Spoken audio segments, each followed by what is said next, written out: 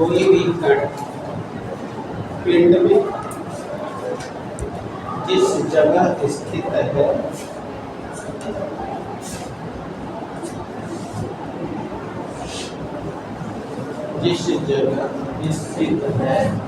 वह कितनी दूरी और किस दिशा में है।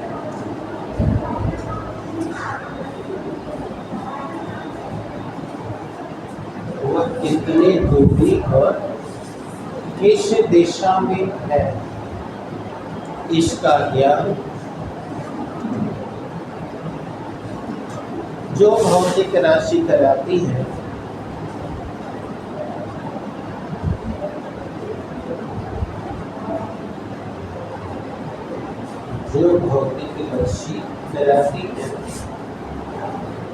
उसे उसका पोजीशन वेक्टर है, स्थिति सदिश है।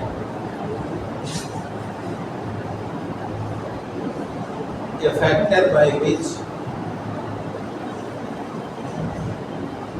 we can detect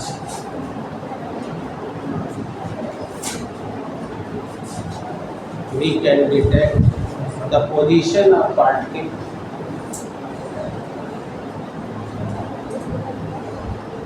into the body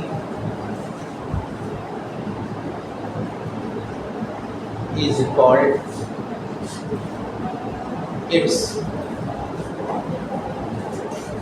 position vector। हाँ, हो गया बेटा? yes, और हम उसे रिकॉर्ड जिससे भी करें, जैसे एक से करें चाहे आर से करें, तो उसके ऊपर है क्योंकि वेक्टर कैसे बनाया जाता है, दो तरीका बताया। तो इस तरह डिनोट करते हैं, it is denoted by this. इसे इस प्रकार प्रदर्शित करते हैं, या सब प्रदर्शित करते हैं क्या दिखा।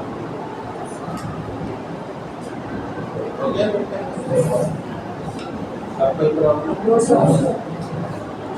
अब चलो, अब हम आपको position vector of centre of मास दिखाने जा रहे हैं और डिराइव भी करेंगे।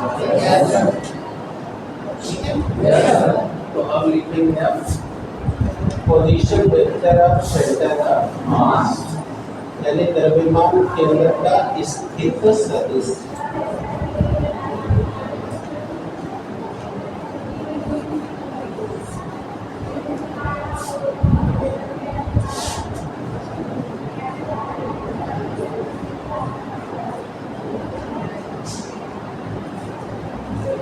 और बेटा इसको हम डिनोट करेंगे RCM से।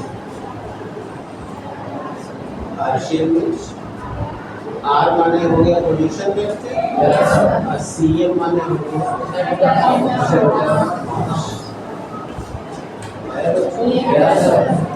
यानी कि position vector of centre of mass is denoted by RCM। आगे position vector of centre of मास देखिए, आइए अब हम जरा एक पेंटिंग ये चित्र आप पिछले दिन बनाए होंगे तो आपके पास होगा। ठीक है, अच्छे से पहले समझिएगा, लेकिन मैं बार बार कहता हूँ कि पहले समझा करो। अब जैसे आप बताओ, ये एक्स एक्सिस ये ओरिजिन है, तो अगर मैं 3 एक्सिस से चलूंगा तो यहाँ जेड हो जाएगा। अभी मैं एक्स और वाई के सापेक्ष शो कर रहा हूँ। तो let consider that this is X axis, this is Y axis and this is the origin. जैसे हमने बताया पिछले दिन कि आपको शुभम की पोजीशन वेक्टर बतानी है, तो वो एक्स एक्सिस हो गया। अब यहाँ से वहाँ डाल दीजिए, दिमाग तो होगा। अब हमारे पास देखो, ये एक पिंड है जो दो पार्टिकल से मिलकर है। विवेक ना, सपोज कर लो this is the point A and this is the point B, और ये दो पार्टिकल हैं बेटा। इसका मास और अब हम इसका पोजीशन वेक्टर ले रहे हैं ओरिजिन पॉइंट से। एक्स से लेते तो आप कहते सर आप एक्स का ले रहे हो, मैं ओरिजिन से ले रहा हूं। सपोज दैट ये पॉइंट R1 पोजीशन वेक्टर पे है,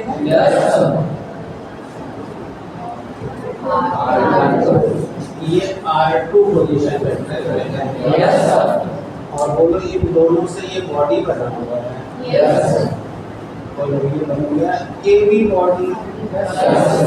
तो पिछले दिन समझा है कि अगर ये 2 किलो का, ये 4 किलो का, 6 किलो का सेंटर ऑफ मास बीच नहीं बोलेगा, क्योंकि पिछले दिन रेगुलर बॉडी भी बताया, तो बीच नहीं बोलने का, टेंशन लेने का नहीं, लेने का है ना सर जी? हाँ, तो टेंशन लेने का नहीं, देने का। पड़ोसी को चलिए बात समझ। तो बस remember that if this body is consisted by the two particles, here I have supposed that particle A and particle B, which mass are respectively M1 and M2. The total algebraic mass, I mean total mass will be stored in a point. That point is called the center of mass. तो चल बेटा अगर हम ये दिखा दें कि A और B से बनी ये बॉडी है, और इसका सेंटर ऑफ मास ही कहाँ C, तो ये C पर बताओ कितना मास स्टोर हो जाएगा? इज इक्वल टू, या फिर ये कहानी और भी जानते हो, summation I from 1 to n। भूल गया क्या?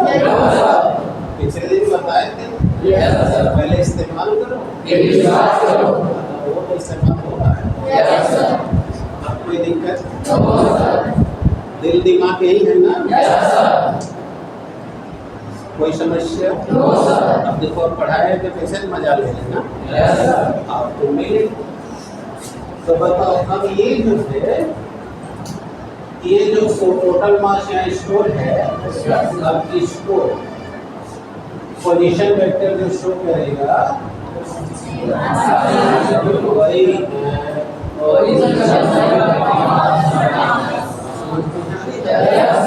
कि कोई भी पिंड जितने कण से बना होता है उसका द्रव्यमान जहाँ स्थित होता है मूल बिंदु से, मूल बिंदु से उसकी स्थिति को व्यक्त करने वाला वेक्टर यानी कारक क्या कहलाता है?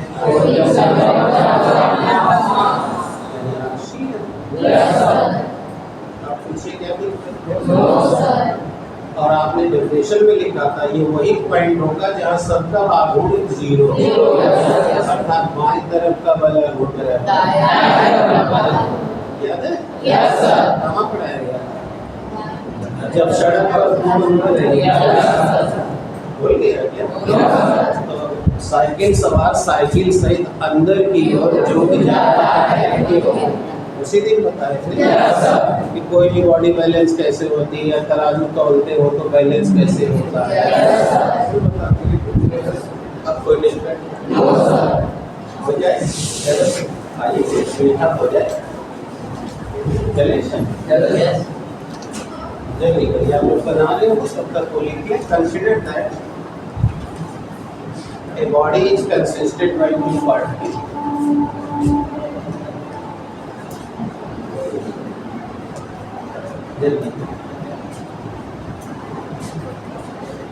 Body is consisted by two particles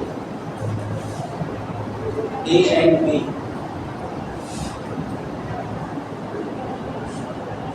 which masses are M1 and M2.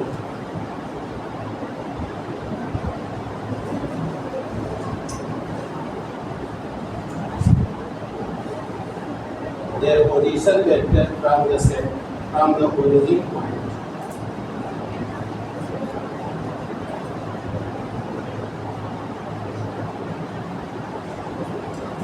their position vector from the origin point are respectively r1 and r2.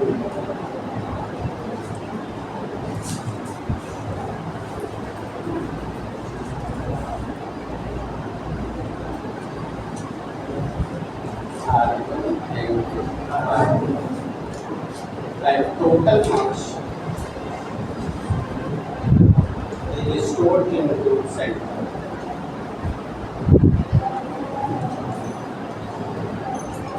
And its position vector is r, c, and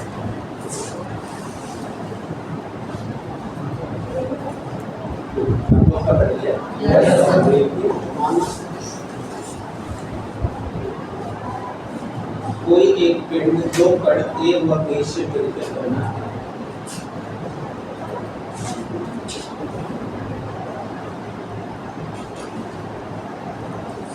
ए और B से मिलकर बना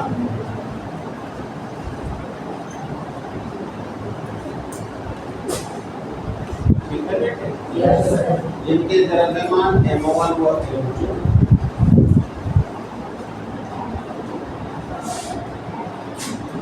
position vector क्रमशः r1 व r2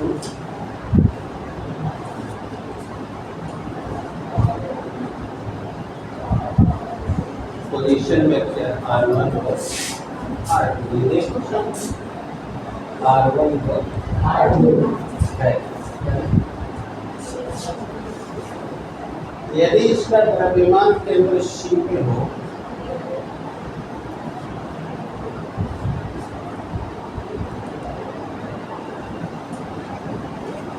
द्रव्यमान केंद्र C पे हो और पोजीशन वेक्टर RCM हो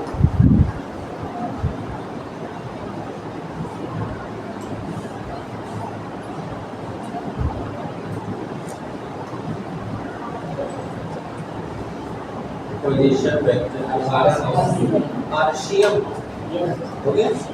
तो सिद्धांत अनुसार तुम्हारे यहाँ पर भी दिया था बेटा, देन अकॉर्डिंग टू कंसेप्शन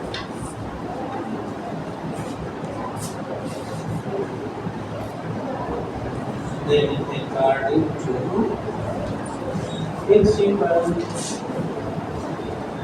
सिद्धांत अनुसार। तो हमें क्या पढ़ाया गया कि द्रव्यमान केंद्र वह बिंदु होता है जहाँ समस्त आघूर्णों का बीजीय अर्थात बाएं तरफ का परिमाण बराबर पढ़ाया गया। बाएं तरफ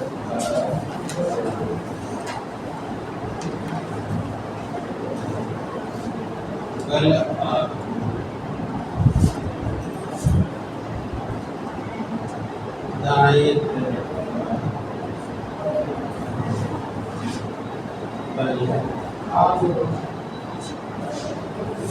यानी अगर हम इसको टाउ 1 शो कर दें और इसको टाउ 2 कर दें, ठीक है? आप पढ़ेंगे वो हमारे उस दिन बताया कि क्लास में बल गुणे आघूर्ण ऊर्जा आज भी पढ़ो, बस ये खत्म होगा तो यही पढ़ो। बल गुणे आघूर्ण ऊर्जा बताओ ये किधर का होगा? बाईं तरफ और अब दाईं तरफ भी होगी।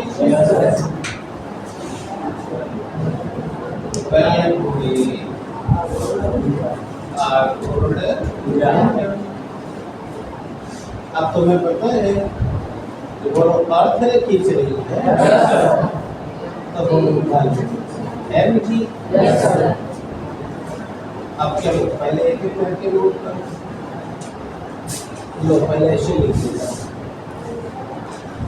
आघूर्ण अब समझो ध्यान से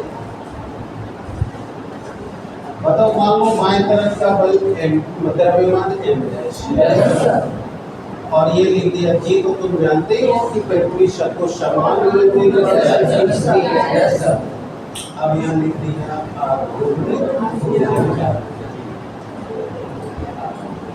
इधर भी लिखिए m डबल डैश g गुणे।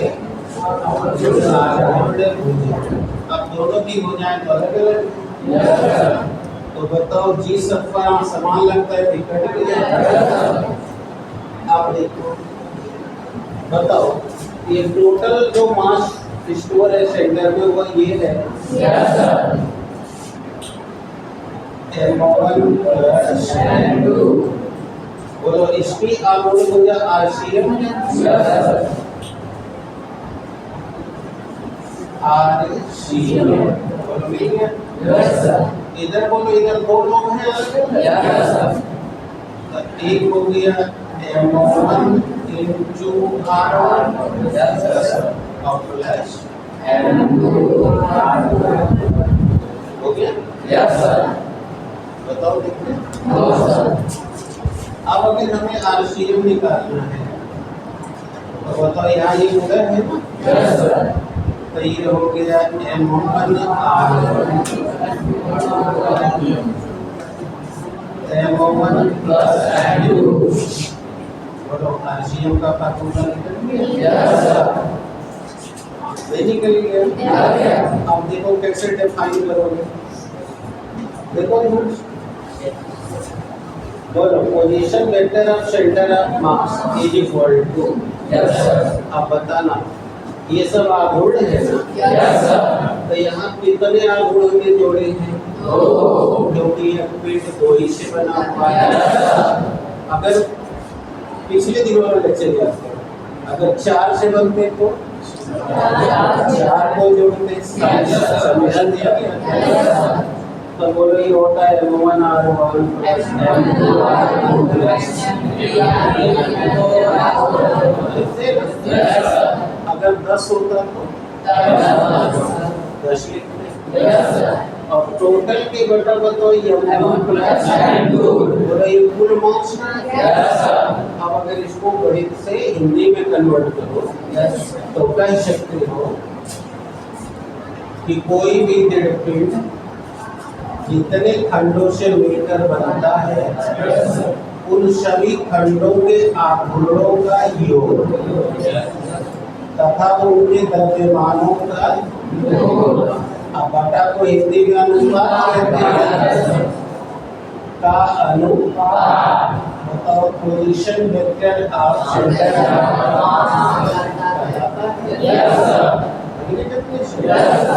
फिर से सुनो आया या अभी नहीं आया? फिर से सुनो किसी भी दृढ़ पिंड का centre of position vector of centre of मास वह जितने खंडों से मिलकर बना उन खंडों के आघूर्णों के योग तथा उन पिंडों के द्रव्यमानों के योग के अनुपात को कहा जाता है। कितने लोग? अब इंग्लिश में सुनो।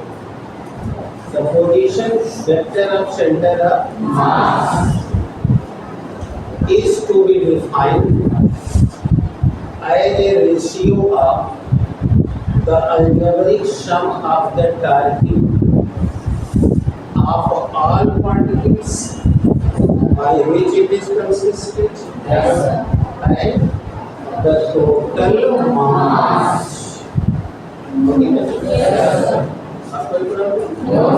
अब हिंदी में फिर से शुरू कोई भी दृढ़ पिंड जितने खंडों से मिलकर बना है उन सभी के आघूर्णों का योग और उनके द्रव्यमानों का योग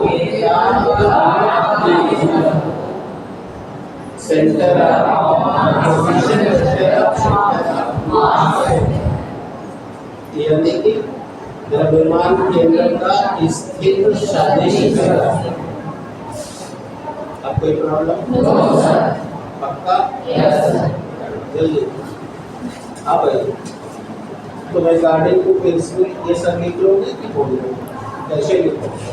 टारकी of left side is equal to torque of right side.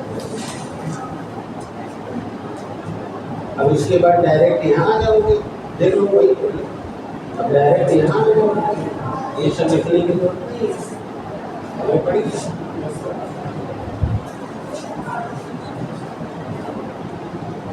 ठीक है, चलो जिन सब हो गया वो डेफिनेशन नोट करिए।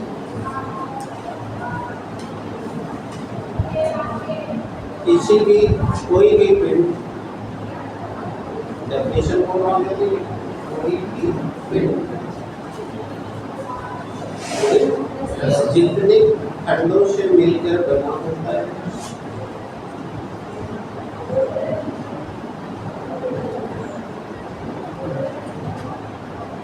जितने खंडों से मिलकर बना उन सब के आघूर्णों का योग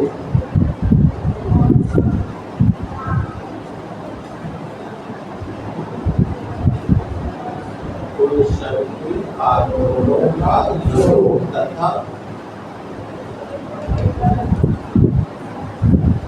उनके समस्त द्रव्यमान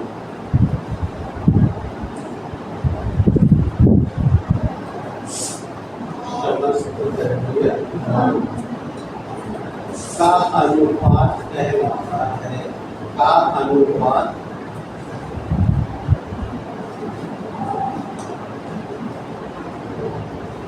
द्रव्यमान केंद्र का स्थित सदिश कहलाता है।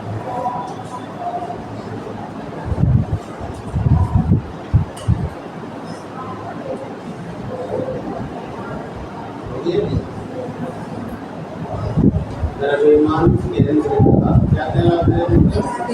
स्थित सदिश। अगर तुमको हिंदी होना कठिन होगा तो क्या लिखो? Position vector of centre of मास। अब कोई तकलीफ? तो भी रिपोर्ट कर। The position vector of centre of mass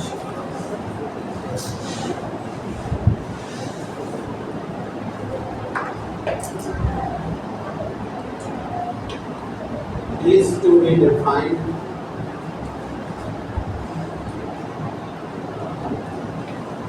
as a ratio of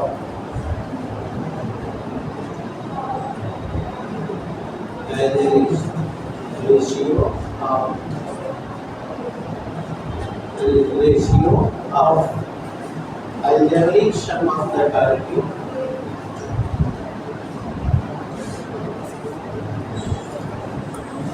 and the total mass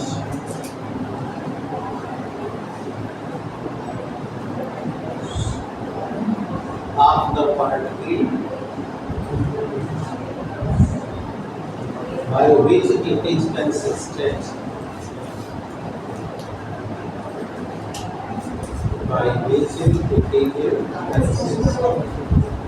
अब पिछले दिन के पढ़ाए हुए कंसेप्ट को अप्लाई करके सूत्र को छोटा बड़ा करने चाहिए और तुम लोग समझ नहीं गए होगी क्या करने वाला हो। बताओ पोजीशन वेक्टर तो इस शब्द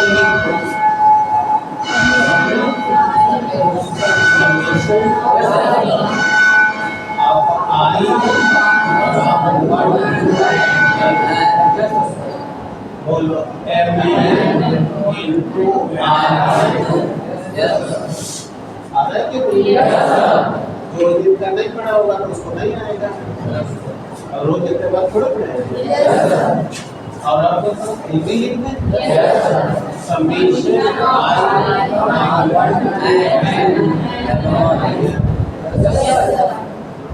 अब सही है। अब इसमें कोई डाउट तो नहीं है? देखो पढ़े हो तो कैसे आराम से बतिया इसी को हम आर कर देंगे। अब फिर वो कल्पना करो कि अगर वो 3 पार्टिकल से बना होता, जैसे यहाँ केस ले रहे हैं, इफ पहला case if it is consisted bye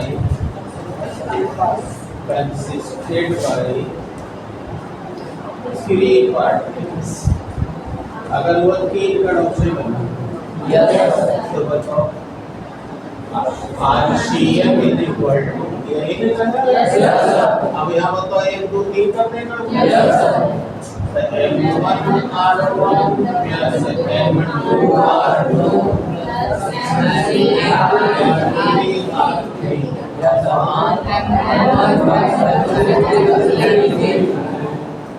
और जैसा कि उस दिन बताया था अगर सब एक जैसे होते तो ये भी ना करके खाली 3 का गुणा 3 गुणे M8/M सही है। और कोई प्रॉब्लम है तो 4 हो 5 हो सब निकल जाएगा नहीं निकल जाएगा 4 होगा तो 4 बार 5 बार होगा तो 5 सही है।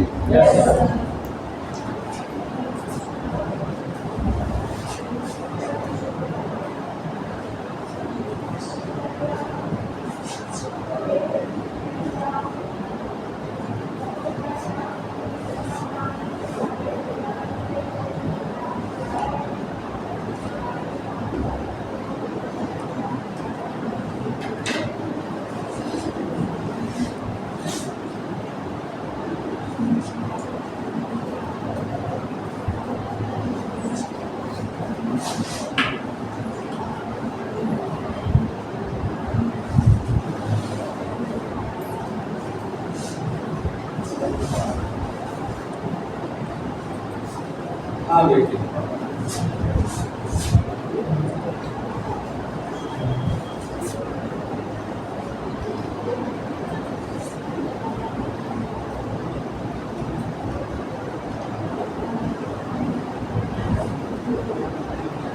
थोड़ा फास्ट शुरू हो गया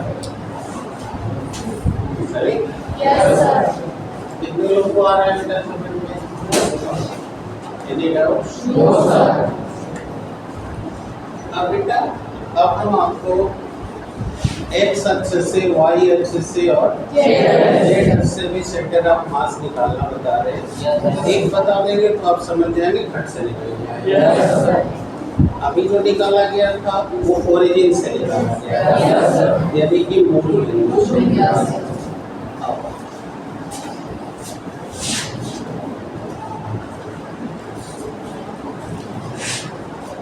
अब मैं ये सब मिटा दे रहा हूँ और मुझे उम्मीद है कि ज़्यादातर लोग समझ जाएंगे कि मैं क्या चाह रहा हूँ। बताओ अगर हम एक अक्ष से चाह रहे हैं फर्स्ट इस नंबर 2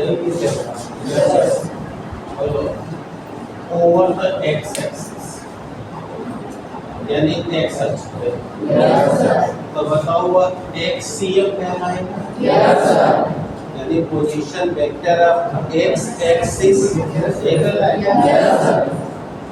तो बोलो अब यहाँ हम लिख दिया करेंगे M1 X1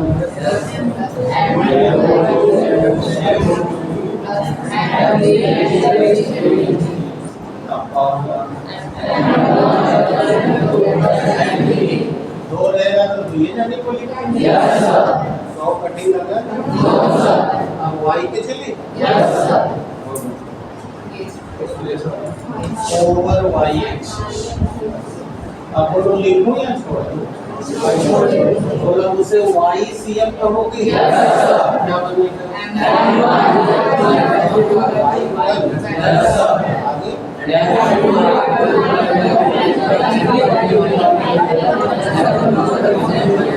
अब इसी तरह जेड cm करूँ या हो गया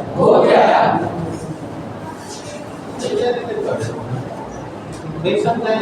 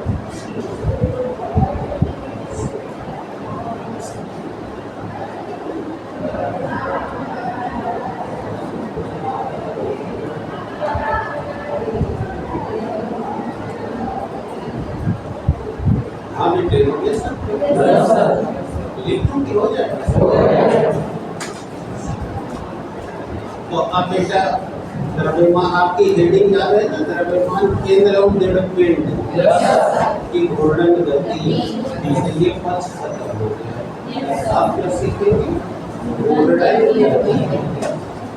अब इस पे शुरू यानी कि 25% हो स्पेनिश हो गया, अब 75%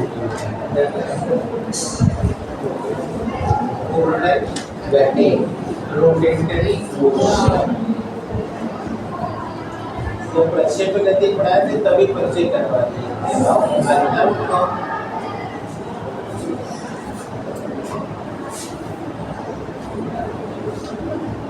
घूर्णन गति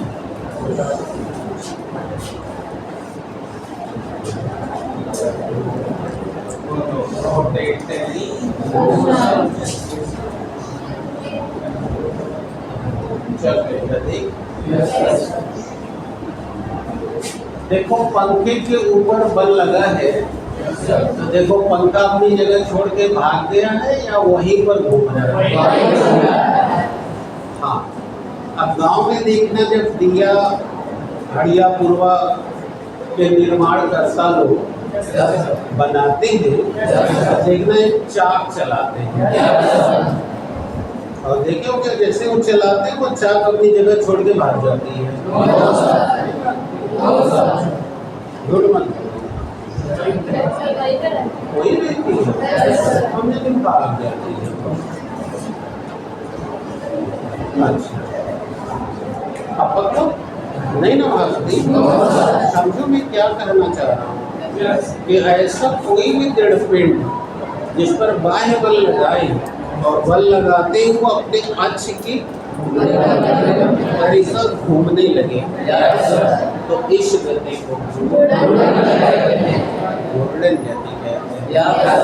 ये अपना जरा वाटर बॉटल उठाइए, बताइए वह रखिए अपने रख के बैठिए ना, जल्दी करो कितना समय पकड़ो इसको।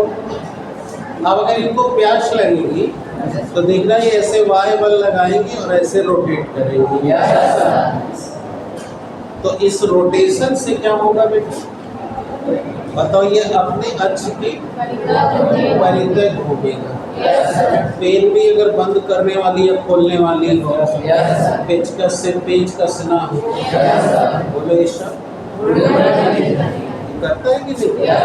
जाओगे मंत्री अरे बहुत जरूरी है। आप स्वस्थ रहेंगे तभी ना हम लोग आपसे खुश रहेंगे। पढ़ाई तो हो ही जाएगी, आदमी फसल हो ही चला जाएगा। अब रख लीजिए, सोच रहे थे पहले कि सभी पल्ला हमारा ले लेते। हाँ ये समझिए बात समझ में आ गया। तो रोज आप स्क्रू जो खोलते बैठते सब कर रही है और अपने साइकिल को देख लीजिए। आप जब पैडल मारते हैं तो देखोगे साइकिल का पहिया निकल के सड़की पर दौड़ने लगता है।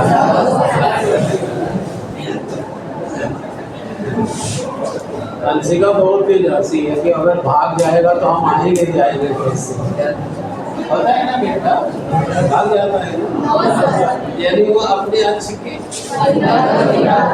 ऐसे ही हमारी पृथ्वी भी रोटेट कर रही है, जिस पर आप लोग मजा लेंगे।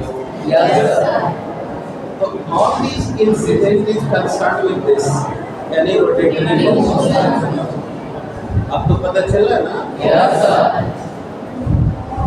और आपने बचपन में बहुत सारे खिलौने नचाई होती है, याद करिए अपने बुढ़ापे को। बचपन बुढ़ापे आप समझ डिफाइन कर लीजिए।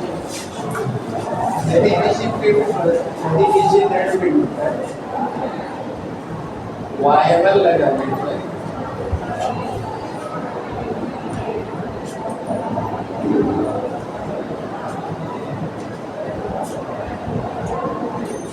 वायबल लगाने वो अपने अक्ष के परिधि घूमने लगता है।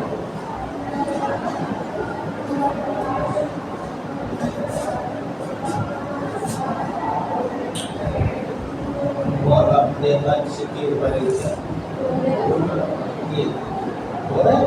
यस। तो इस गति को हम बोलते गति कहते हैं। After applying the force on a rigid body,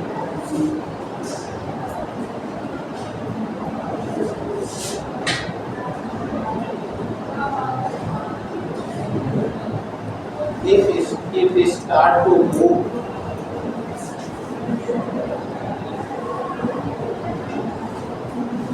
surround its own axis,